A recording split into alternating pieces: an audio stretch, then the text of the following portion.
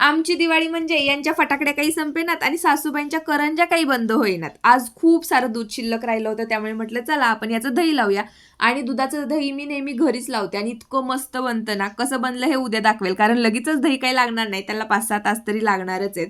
याचे फटाकडे उडवणं चालूच आहे. आणि नवरात्रात मी तुम्हाला सांगितलं होतं की हे सगळे हार मला धुवून ठेवायचेत, पण त्यावेळेस एवढा पाऊस होता की ते करणं मला काही झालंच नाही. त्यामुळे आज त्याचा मुहूर्त लागलाय. कोणी मला म्हटलं की शॅम्पूच्या पाण्यामध्ये धुऊ, कोणी म्हटलं डिटर्जंट पावडरमध्ये धुऊ, तर आज मी डिटर्जंट पावडरमध्येच हे हार धुवायचं ठरवलं. आता अर्धा ते 1 तास तरी यांना पाण्यात असंच ठेवायचं होतं, पण पाऊस सारखा सुरू होता. कपडे सुकायला घालायचे, काढायचे, हेच माझं काम दिवसभर चालू होतं आणि एवढा जोराचा पाऊस होता ना आमच्याकडे.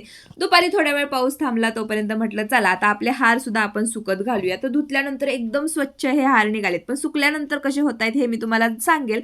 पण सुकतील असं वाटत नाही, कारण पाऊस इतक्या जोराचा आहे. आमच्या घरी आम्ही सफरचंद असेही कधी आणत नाही. कोणी आमच्या घरी आणले तर ते तसेच पडून राहतात. त्यामुळे कोणाला म्हटलं ज्यूस प्यायचा आहे का, तर ज्यूस बनवणार म्हटल्यावरती सगळेच म्हणाले आम्हाला आम्हाला. त्यामुळे सफरचंद मी ते चिरून घेतले, त्यांची साल बिया वगैरे सगळ्या काढून घेतल्या, चिरून मी मिक्सरच्या भांड्यामध्ये घातलं.